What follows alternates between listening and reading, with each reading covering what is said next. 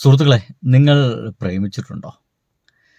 ഈ പ്രണയിക്കുന്ന ആളുകൾ മുഴുവൻ, പ്രണയിതാവട്ടെ പ്രണയിനിയാവട്ടെ, ഒരിക്കലും അവർ പരസ്പരം രണ്ടുപേരും എനിക്കിതിന് ഇഷ്ടമാണ്, ഐ ലവ് യു എന്നീ പറയുന്ന ഇത്തരം വാക്കുകളായിരിക്കില്ല ആദ്യമേ പറഞ്ഞിട്ടുണ്ടായിരിക്കുക. ചിലപ്പോൾ അവർ രണ്ടുപേരും പരസ്പരം പറഞ്ഞ വാക്കുകളിൽ എനിക്കിതിന് ഇഷ്ടമാണ് എന്ന് പറയുന്ന ഒരു വാക്ക് ഒളിഞ്ഞു നിൽക്കുന്നുണ്ടായിരിക്കാം. അത് അവൾക്കോ അവനോ മനസ്സിലായിട്ടുണ്ടായിരിക്കാം.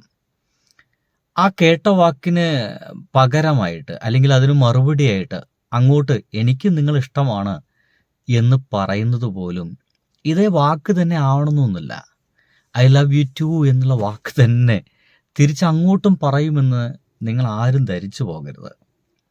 നമ്മുടെ മലയാള സിനിമയിൽ മമ്മൂട്ടിയും മോഹൻലാലും ഒരുപക്ഷെ അവർക്ക് കിട്ടിയ ഏറ്റവും ഗംഭീരമായ ചില കഥാപാത്രങ്ങളിൽ ഒന്ന് മമ്മൂട്ടിയുടേത് അതൊരു തമിഴ് സിനിമയാണ്.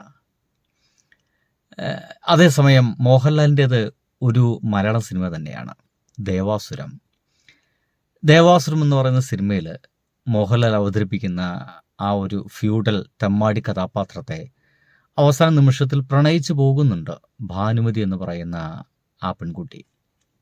തന്നെ അത്രയേറെ ദ്രോഹിച്ച ഒരാളാണ്.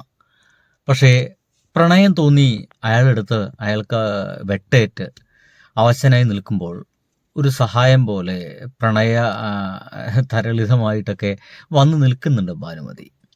ഒരു നിമിഷത്തിൽ അതീവമായിട്ട് തകർന്നു പോയിട്ടുണ്ട് മോഹൻലാൽ അവതരിപ്പിക്കുന്ന കഥാപാത്രം എന്ന് തിരിച്ചറിഞ്ഞപ്പോൾ ഭാനുമതി നീലകണ്ഠനോട് പറയുന്നുണ്ട്, ഞാൻ കരുതിയത് നിങ്ങളിൽ ഉറച്ച മനസ്സും ശരീരവും ഉണ്ടെന്നാണ്. ഇപ്പോൾ നിങ്ങളുടെ ശരീരം മാത്രമല്ല മനസ്സു കൂടി മരിച്ചു പോയിരിക്കുന്നു. അതിനനുവദിക്കരുത് എന്നൊക്കെ പറഞ്ഞിട്ടൊരു ഗംഭീരമായിട്ടുള്ളൊരു ഉപദേശമുണ്ട്. ആ ഉപദേശത്തിന് ശേഷം മോഹൻലാൽ പറയുന്നുണ്ട്, എനിക്ക് മനസ്സിലാകുന്നില്ല ഭാനുമതിയെ. തിരിച്ച് ഭാനുമതി പറയുന്നത് എനിക്ക് തിരിച്ചും എന്നാണ്. ആ എനിക്ക് മനസ്സിലാവുന്നില്ല ഭാനുമതി എന്നുള്ള ഒരു വാക്കുണ്ടല്ലോ, എൻ്റെ പ്രിയ സുഹൃത്തുക്കളെ, ഭാനുമതി എനിക്ക് നിന്നെ അത്രയേറെ ഇഷ്ടമാണ് എന്നാണ്. തിരിച്ച് എനിക്ക് തിരിച്ചും എന്ന് പറയുന്നത് എനിക്ക് തിരിച്ചും നിങ്ങളെ ഇഷ്ടമാണ് എന്നാണ് പറയാൻ ശ്രമിക്കുന്നത്. ആ സീനൊന്ന് കണ്ടു നോക്കാം.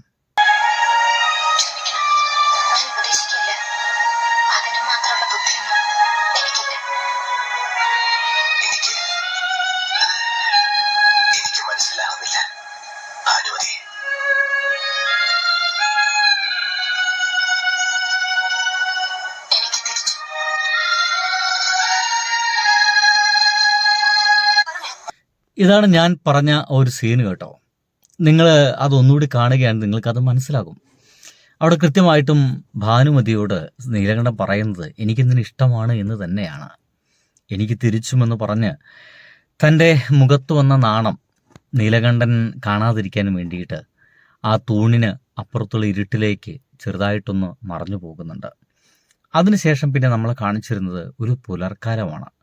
പരസ്പരം രണ്ടുപേരും പ്രണയത്തിലാണ് എന്ന് തിരിച്ചറിഞ്ഞതിന് ശേഷമുള്ളൊരു നല്ല സുന്ദരമായ പുലർക്കാലം. അവിടെ കിടക്കട്ടെന്നേ.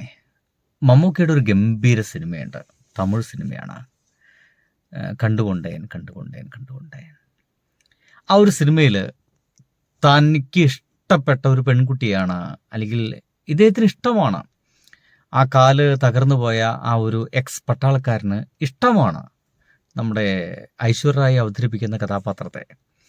പക്ഷെ ആ പ്രണയം അയാൾ ഒരിക്കലും പറഞ്ഞിട്ടില്ല, അയാൾക്ക് പറയാൻ അതിലുള്ള ധൈര്യമില്ല. പക്ഷെ അത് തിരിച്ചറിയുന്നുണ്ട്, ഇയാൾക്ക് തന്നെ അത്രയേറെ ഇഷ്ടമാണെന്ന് തിരിച്ചറിഞ്ഞിട്ട് അത് തുറന്നു പറയുന്നുണ്ട്, എനിക്ക് നിങ്ങളെ മതി എന്ന് തുറന്നു പറയുന്നുണ്ട്. അതെല്ലാം കഴിഞ്ഞ് നീ കരുണയും പ്രണയവും തമ്മിൽ കൂട്ടിക്കുഴക്കല്ലേ, നിങ്ങൾക്ക് എന്നോട് കരുണയാണുള്ളത് എന്നൊക്കെ പറഞ്ഞിട്ട് മമ്മൂട്ടി ചെയ്യുന്ന കഥാപാത്രം പടി ഇറങ്ങി വരുമ്പോൾ അയാൾ അവിടെ വീണു പോവുകയാണ്. ഇതേ വീട് പോകുന്ന സീന് ഈ ഒരു നമ്മുടെ മോഹൻലാലിൻ്റെ ഈ സിനിമയിലുണ്ട്, അവിടെ കിടക്കട്ടെ. എന്തായാലും ആ പടിയിൽ നിന്ന് വീണു പോയപ്പോൾ അയാളെ പിടിച്ചെഴുന്നേൽപ്പിച്ചിട്ട് നിങ്ങളുടെ മനസ്സ് പതറിപ്പോയി എന്ന് പറയുമ്പോൾ മമ്മൂട്ടി പറയുന്നുണ്ട്, ഈ പച്ചക്കൺ ദേവതയെ വേറെ ആർക്കും വിട്ടുകൊടുക്കാൻ എനിക്ക് താല്പര്യമില്ല, എനിക്ക് അത്രയേറെ ഇഷ്ടമാണ്, ഞാൻ എന്തിനാണ് ഇവിടെ വന്നത്, എന്തിനാണ് നിങ്ങളെ കണ്ടുമുട്ടിയത്, നിങ്ങൾ എന്തിനാണ് പരിചയപ്പെട്ടത് എന്നൊക്കെ പറഞ്ഞിട്ട് എനിക്ക് നിങ്ങളെ അത്രയേറെ ഇഷ്ടമാണെന്ന് പറയുന്ന ഒരു രംഗമുണ്ട്. അതിലും ഇഷ്ടമാണ് എന്ന് പറയുന്നതിനേക്കാൾ അപ്പുറമായിട്ട് മമ്മൂക്കയുടെ കഥാപാത്രത്തിന് കൊടുത്തുള്ള ഡയലോഗുകൾ, ഈ പച്ചക്കൺ ദേവതയെ വിട്ടുപിരിയാൻ സംതിങ്, എനിക്ക് സത്യം പറയില്ല ആ ഡയലോഗിൻ്റെ അർത്ഥം അറിയില്ല. അറിയുന്നവരാരെങ്കിലും ഉണ്ടെങ്കിൽ ആ തമിഴ് ഡയലോഗിൻ്റെ മുഴുവൻ മീനിങ് ഇതിൻ്റെ താഴത്തൊന്ന് എഴുതി വെക്കണം. ഇനി ആ സീനൊന്ന് കണ്ടോക്കാം.